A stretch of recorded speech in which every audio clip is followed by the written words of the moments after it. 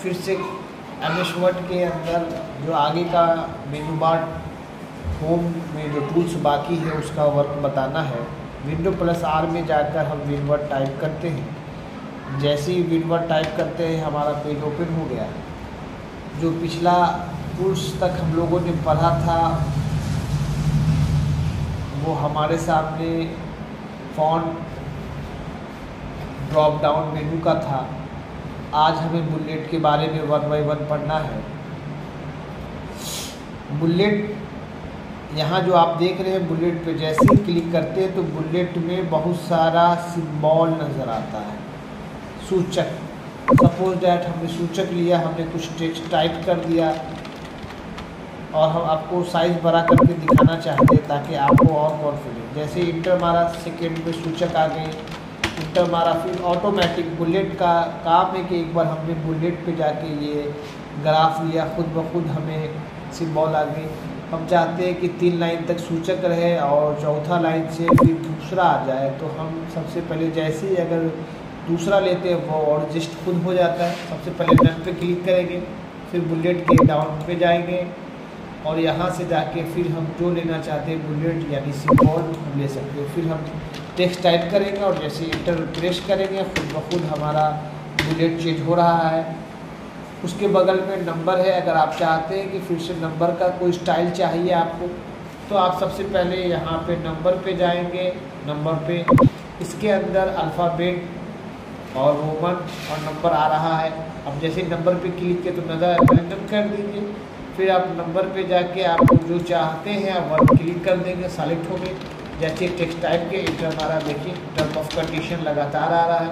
फिर आपको चाहिए कि नहीं 3 तक हमारा मैथ डिजिट रहे, चौथा से फिर अल्फ़ाबेट आ जाए, तो फिर हम नंबर के डाउन एरो पे जाएंगे। यहाँ से जाके पहले नन करेंगे, नन पे जाके फिर हम इस पे जाएंगे नंबर पे, अल्फ़ाबेटिकल लेंगे, लगातार आ गए।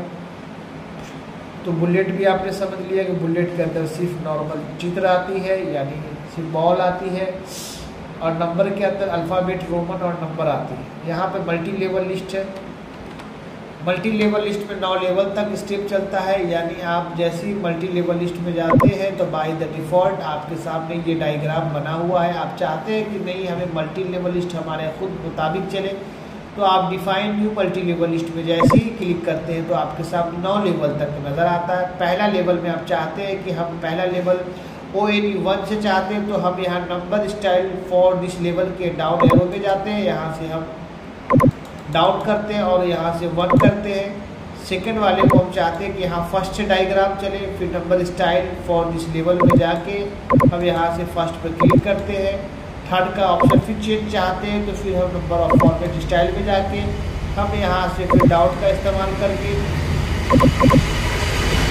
अल्फ़ाबेटिकल कैपिटलाइज A चाहते हैं। फिर तीसरा यानी सिस्टम से आप 1 बाय 1 जो चाहते हैं चेंज करना आप चेंज कर सकते हैं। सिस्टम से आप छोटा अल्फ़ाबेटिकल यानी 4 सिस्टम में हमने लगाया। फर्स्ट में ONE1, सेकेंड में फर्स्ट, थर्ड में कैपिटल A, फोर्थ में स्मॉल a। उसके बाद हमने यहाँ ओके का मेंशन कर दिया।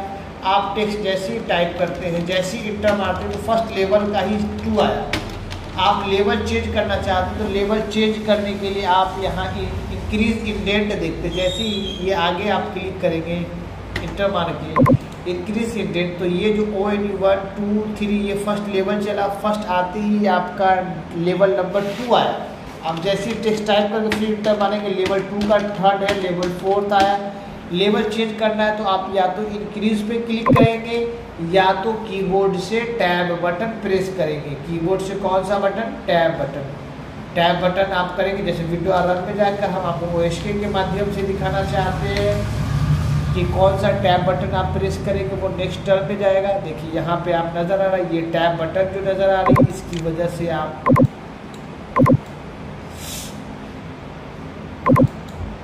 ये है टैब बटन। जैसे टैप करें देखिए फॉरवर्ड हो रहा, आगे की तरफ यानी लेवल चेंज हो रहा। अगर बैक स्पेस करेंगे तो 1 बाय 1 लेवल पीछे, या तो आप डिक्रीज इंडेंट पे जाके क्लिक करेंगे तो 1 बाय 1 पीछे होगा, इंक्रीज इंडेंट पे करेंगे तो 1 बाय 1 आगे होगा। यानी मेनू बार के माध्यम से देखा जाए तो इंक्रीज कराना होगा तो आप 1 बाय 1 लेवल आगे में जाएंगे, डिक्रीज कराएंगे तो लेवल 1 बाय 1 पीछे में। कीबोर्ड से देखा जाए टैब बटन दबाएंगे तो ये इंक्रीज हो रहा है, लेवल आगे जा रहा है। अब बैक स्पेस दबाएंगे तो लेवल 1 बाय 1 पीछे जा रहा है। तो आपने यहाँ से भी समझ लिया कि बुलेट समझ लिया, नंबरिंग समझ लिया, मल्टी लेवल लिस्ट में अब मन चाहा लेवल लगाना सीख गए। इंक्रीज करेंगे लेवल आगे बढ़ाएगा, डिक्रीज करेंगे लेवल पीछे घटाएगा। अगर हमें मल्टी लेवल लिस्ट नहीं लिया होता तो फिर मुझे कैसे समझ आता कि इंडेंट किसे कहते हैं? रूलर। तो रूलर व्यू में जब आप गए, रूलर पे आपने अनचेक कर दिया तो रूलर हाइड हो गई। रूलर को लाने के लिए व्यू में जाके आपने रूलर पे जैसे ही क्लिक किया रूलर वापस आ गई। रूलर में आप जो देख रहे हैं ये जो आपको नज़र आ रही है इंडेंट कहलाती है। इंडेंट को आप इंक्रीज करेंगे तो आप देखिए जहाँ इंडेंट होता है कर्सर हमारा वही ब्लिंक करता है। आप अगर इंडेंट को बैक डिक्रीज करके पीछे ले जाएंगे तो आपका कर्सर पीछे होगा, यानी इंक्रीज की वजह से इंडेंट आगे जाता है, डिक्रीज की वजह से इंडेंट पीछे जाता है। इंडेंट जब भी नज़र आएगा वो रूलर के अंदर नज़र आएगा। रूलर जहाँ मिलता है वो व्यू मेनू बार कहलाता है। आप यहाँ शॉर्ट देख रहे हैं, शॉर्ट का हिंदी होता है आप एडजस्टमेंट करना। सपोज इसको आप थ्योरेटिकल स्टेप में समझाना चाहते हैं कि जैसे आपने सबसे पहले APPLE एप्पल लिखा, फिर आप अल्फ़ाबेटिकल ए के बाद बी बनता है, बी का इस्तेमाल ना करके आपने अल्फ़ाबेट आगे कैट कर दिया, फिर आपने APP ऐप कर दिया, फिर आपने COW काव कर दिया। आप इसके नीचे DOG डॉग लिखते हैं, फिर इंटर मारते हैं, फिर एड लिखते हैं, फिर नीचे मारते हैं तो लिखते हैं CAR कार, फिर इंटर मारते हैं तो आप लिखते हैं EGG एग।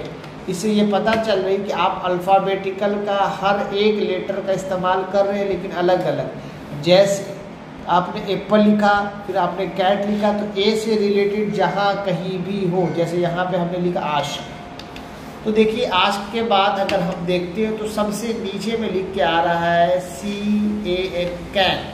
आप ज़रा फॉलो करेंगे कि सर अभी हम लोगों ने एप्पल का स्टार्ट किया, फिर कैट लिखा, फिर ऐप लिखा, यानी ए से जो रिलेटेड है वो एक तरफ हो जाए, बी का रिलेटेड बी के साथ आ जाए, सी का रिलेटेड सी के साथ आ जाए, यानी क्रमबद्ध में हो।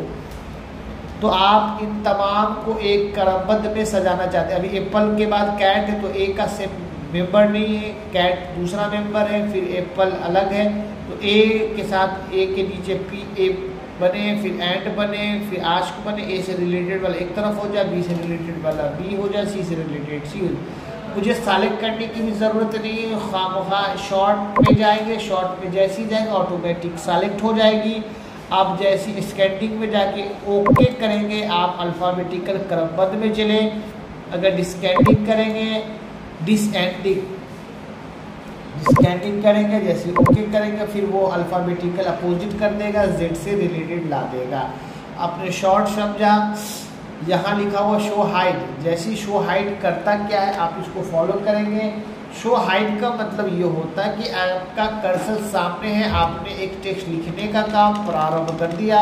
आप जैसे ही या तो कीबोर्ड से टैब बटन दबा रहे हैं तो आप फिर स्पेस कीबोर्ड से टेक्स्ट लिख दिया, फिर हमने स्पेस बार को दबाया, फिर कुछ टेक्स्ट लिख दी, हमने आगे ना बढ़ा के डायरेक्ट इंटर मारा। आप फिर कीबोर्ड से टैब बटन दबाते हैं, फिर कुछ टेक्स्ट लिखते हैं, फिर स्पेस बार दबाते हैं और फिर कुछ टेक्स्ट लिखते हैं, फिर टैब दबाते हैं और फिर कुछ टेक्स्ट लिख के इंटर मारते हैं। तो अगर आप देखना ये चाहते हैं कि जो हमने टेक्स्ट लिखने का काम प्रारंभ किया उसके बाद जो इतनी दूर जो गैप नजर, आखिर ये गैप किस वजह से, या तो स्पेस बार की वजह से है या टैब की वजह से है। तो आप अगर देखना चाहते हो शो हाइड पे जैसे ही क्लिक करेंगे, जो एरो का इस्तेमाल जो देख रहे हैं इसको ये कहना है कि ये टैब की वजह से आपने नज़र देखा, और जो डॉट देख रहे हैं ये स्पेस बार की देन है। और जो आप इंटर यानी इंटर मार रहे देखिए, इंटर का शाइन अप आप देखिए, आप कीबोर्ड से टैब बटन का शाइन अप देखिए, और डॉट का शाइन अप आप स्पेस बार की वजह से हम देखिए, यानी डॉट स्पेस बार हो गई, टैब एरो का इस्तेमाल कर दिया और इंटर ये। तो शो हाइड की वजह से आपने देखा कि आपके टेक्स्ट में जितना भी गैपिंग है वो शो हाइड बताता है। आप उसके बाद ये देखना चाहते हैं कि आपके सामने लेफ्ट है, सेंटर है, राइट है और जस्टिफाई है। आप देख रहे हैं कि इंडेंट आपका रूलर नज़र आ रहा है, इंडेंट सबसे लेफ्ट में है। आप लेफ्ट साइड से क्लिक बाय द डिफॉल्ट रहता है। आपने कुछ टेक्स्ट लिखने का काम प्रारंभ किया, जैसे इंटर मारा ऑटोमेटिक कर्सर लेफ्ट साइड हुई, यानी लेफ्ट का जो टेक्स्ट है पहले लाइन से बड़ा हुआ, लेकिन फिर भी हमारा जो लेटर की शुरुआत है वो लगातार बराबर है।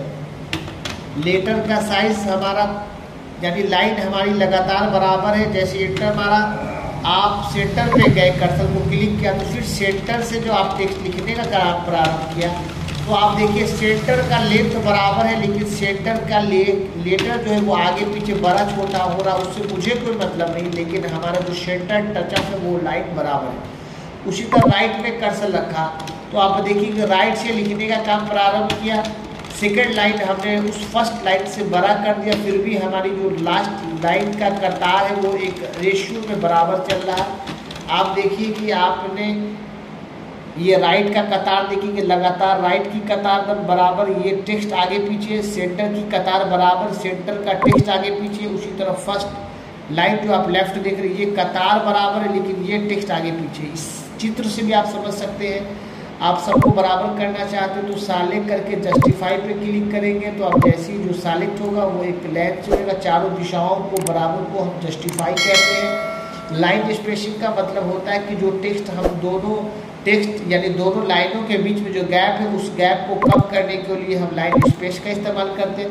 और पूरा सटाना हो तो अगर हम यहाँ लाइन स्पेस में जाके हम जैसे 3 करते हैं तो हमारे लाइन में गैपिंग बढ़ जाती है।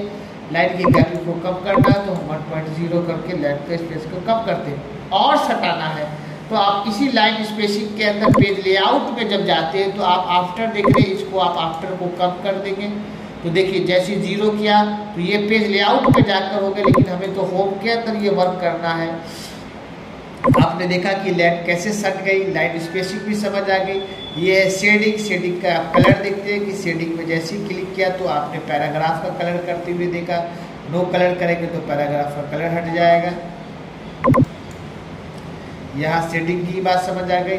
ये बॉटम बॉर्डर है, बॉटम बॉर्डर पे आप जैसे ही क्लिक करते हैं तो आपके सामने ऑप्शन देता है डाउन बॉटम, नीचे से हो जाएगा, बॉटम पे जाके फिर टॉप करेंगे तो ऊपर से हो जाएगा, लेफ्ट करेंगे तो लेफ्ट से हो जाएगा। आप सर्कल बनाना सीख के राइट से करेंगे तो राइट से हो गए। आप कोई बॉर्डर नहीं चाहते तो नो बॉर्डर चाहते हैं, आप ऑल बॉर्डर चाहते हैं तो लाइन जितनी होगी उतनी बॉर्डरें बनेगी। आप बॉर्डर को ही हटाना चाहते हैं तो फिर आप नो बॉर्डर करेंगे। आउटसाइड बॉर्डर पर जैसे ही जाएंगे चारों दिशाओं से बॉर्डर होगी। अब 1 बाय 1 इसको प्रैक्टिस में देख लेंगे। फिर हम यहाँ से कंट्रोल Z से बैक हो जाते हैं। ये स्टाइल है, हम स्टाइल में जब जाते हैं तो हमारा स्टाइल जो टेक्स्ट होता है अक्सर हेडिंग बनाने के लिए स्टाइल को आप निर्माण में लाएंगे। जैसे इंटर मारा, यहाँ पे फर्स्ट लेटर ऊपर में हम जाके यहाँ पे लिखना चाहे LESSIOL हमने इन्हें सेलेक्ट कर लिया, हमने यहाँ सेंटर रखा और हमने इसका टेक्स्ट थोड़ा बड़ा कर दिया। और यहाँ हेडिंग में जाके जैसे क्लिक करते हैं तो आप देखिए ये हेडिंग आपका डायग्राम नज़र आ रहा है। इसी चीज़ को आपको ये हाईलाइट करने के लिए बनता है ताकि आपका एक्टिविटी खूबसूरत लगे। हेडिंग 1, हेडिंग 2 यहाँ पर है। चेंज स्टाइल में कोई ऐसा वर्क है नहीं, लेकिन फॉन्ट है। फॉन्ट आप तमाम लेटरों का फॉन्ट चेंज कर रहा है। फॉन्ट देख रही चेंजिंग हो रही है। फॉन्ट कलर में आप जब जा रहे हैं तो कलर भी बहुत सारी चेंजिंग करने के लिए वर्क कर रहा है। लाल हरा पीला देख रहे हैं कि आपको यहाँ परिवर्तन नज़र आ रहा है। कुछ आपको टेक्स्ट को सेलेक्ट करके कुछ बड़ा करके दिखाया जाता है कि आपको और कॉन्फिडेंस हो।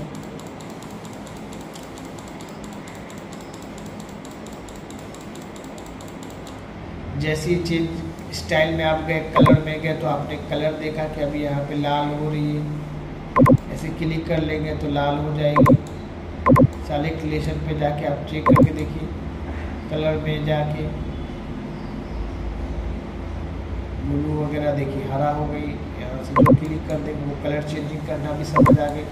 फॉन्ट का हिंदी होता है अक्षर, आप यहाँ पर जो भी क्लिक करके देखेंगे तो यहाँ पर से आपका टेक्स्ट के अंदर परिवर्तन हो रहा है कि जैसा लेंगे वो। फाइंड का हिंदी बहुत अच्छा स्टेप है। आइए फाइंड को हम समझाने के लिए इस तमाम चीज़ों सबसे पहले बराबर RAND का इस्तेमाल करते हैं। Open bracket close bracket enter. Suppose that हमें यहाँ ढूंढना है कि हमारे इस पैराग्राफ में यू कितनी जगह है, तो हमें याद रखना है कि ये तो हमारा फर्स्ट पेज है, तो आसानी से हम भूल सकते हैं। तकरीबन इसी का अगर हमारा तकरीबन बहुत सारा पेजेस इंसर्ट होता तो कैसे ढूंढते, हमें जाना होता फाइंड में। जैसे फाइंड का हिंदी होता है ढूंढना। फाइंड में जैसे ही क्लिक किया तो हमारे सामने एक ही ऑप्शन में 3 मेंबर आ गए, फाइंड, रिप्लेस और गो टू। फाइंड व्हाट, क्या ढूंढना चाहते हो, तो हमने कहा यू, YOU। जैसे यू लिखा तो यहाँ लिखा हुआ रीडिंग हाईलाइट, जैसे रीडिंग हाईलाइट पे क्लिक किया, हाईलाइट ऑल। जैसे ऑल पे किया तो इसने कहा कि 12 जगह आपका यू लिखा हुआ है, आपने 12 जगह हाईलाइट कर दिया। आप अगर चाहते हैं कि 12 जगह यू जो है वो 12 जगह यू को हटा के हम अपनी कोचिंग का नाम NJ रखना चाहते हैं, तो NJ कैसे लिखेंगे, तो फिर हमें या तो रिप्लेस पे जाना होगा, तो या तो रिप्लेस पे जाइए या फाइंड के अंदर जाके आप यहीं पे वन टाइम रिप्लेस पे क्लिक कर सकते हैं, या फिर रिप्लेस का शॉर्टकट की कीबोर्ड से Ctrl+H है। जैसे ही Ctrl+H दबाया तो हमारे सामने फाइंड व्हाट में लिखा हुआ है, क्या ढूंढना है, तो हमने कहा यू को बदलना चाहते हो किस चीज में, तो हमने कहा यू को NJ में बदलना चाहते हैं, तो कीबोर्ड से हमने NJ लिखा। और रिप्लेस करेंगे तो एक जगह, रिप्लेस ऑल करेंगे तो वन टाइम तमाम जगह। इसने ये भी कहा कि 12 जगह आपका ये रिप्लेसमेंट हो चुका है।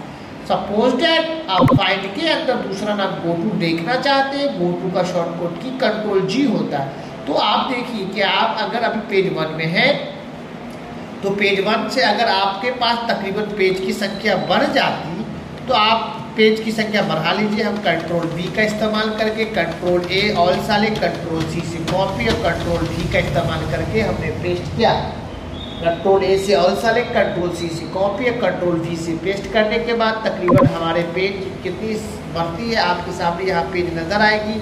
पेज देखिए तकरीबन आपको शो कराई जा रही है।